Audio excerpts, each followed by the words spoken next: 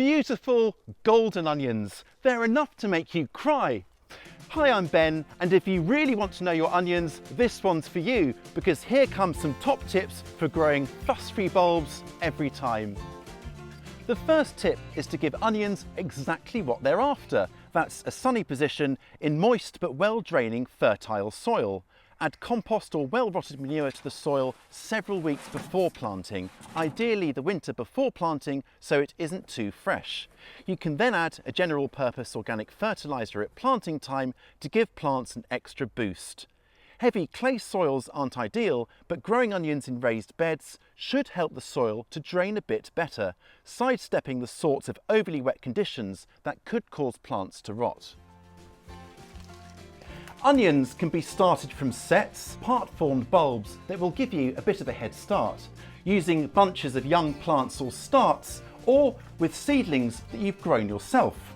I like to start my onions off in late winter, sowing into pots of a seed starting mix. They're then germinated indoors, and then once the seedlings are up, carefully separated out and planted into plug trays. We're on the cusp of early autumn, which is the perfect time for planting overwintering or short day varieties, which is what I've sown here. Autumn planted onions mature several weeks ahead of spring planted onions. So while they don't store as well, they will provide some very handy early bulbs, ideal for anyone wanting to be as self-sufficient as possible. Whatever you're planting, getting the proper spacing right is important because it has a direct impact on the final size of your bulbs. Spacing rows about a foot or 30 centimetres apart leaves plenty of space to get a hoe in between plants to keep on top of weeds. A decision then has to be made on whether you want lots of medium-sized bulbs or fewer but bigger bulbs. Personally, I prefer normal sized bulbs and more of them, so I space the onions about 4 inches or 10 centimetres apart within the row, but if it's real whoppers that you're after, space them something more like 8 inches or 20 centimetres apart or even more. Onions have long, thin leaves that don't shade the soil, which creates ideal conditions for weeds to thrive. Turn your back for too long and weeds can quickly gain the upper hand, competing for resources and compromising your chances of well-formed bulbs. Regular weeding is essential to keep on top of things. Use a hoe to carefully weed in between rows earlier on in the season while plants are still young, then hand weed once this gets tricky, or to hoik out weeds sprouting within the row. Regular weeding will also reduce the seed bank in your soil, giving cleaner conditions for the crops that follow. Bolting is when vegetables flower prematurely. It's very common with onions and can lead to split or poorly formed bulbs that don't store nearly as well.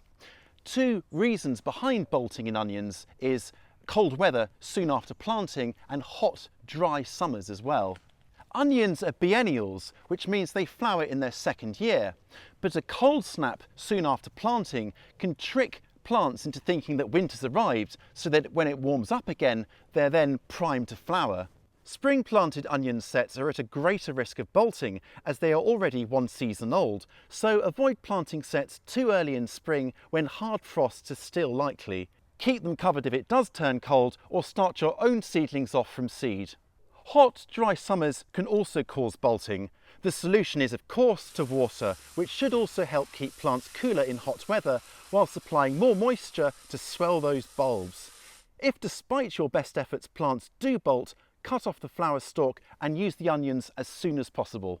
Your cue to harvest are when the leaves start to yellow and flop over at the neck. That's where the leaves join the bulbs. Now these ones have got a touch of mildew, but they've still formed good sized bulbs, so I'm going to lift them up straight away and take them to the greenhouse where they can fully dry out. Now because these have got mildew, I'm going to have to compost the foliage separately from my main compost heap and then limit the resulting compost for use only on ornamental borders well away from the future onions.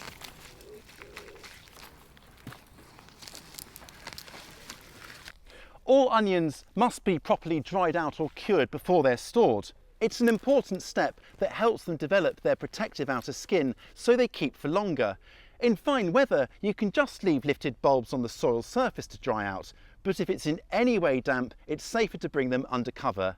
Lay bulbs out somewhere with good air circulation. Racks are ideal for this purpose, or you could hang them upside down from staging like this. They should take around 2 weeks to dry. Store them in a cool, dry place, in boxes, nets, or woven into beautiful onion strings. Right, I'll need to make sure that I plant next year's onions well away from here, and that's because I don't want to pass the disease from one crop onto the next. And that's actually one example of why, for vegetables like onions, crop rotation is so important. Now, are you growing onions this year? Let me know in the comments below. And if you've enjoyed this video, why not return the favour by popping it a thumbs up and of course subscribing. And for more on growing and storing onions, including how to make a really beautiful onion string, check out this playlist. I'll catch you next time.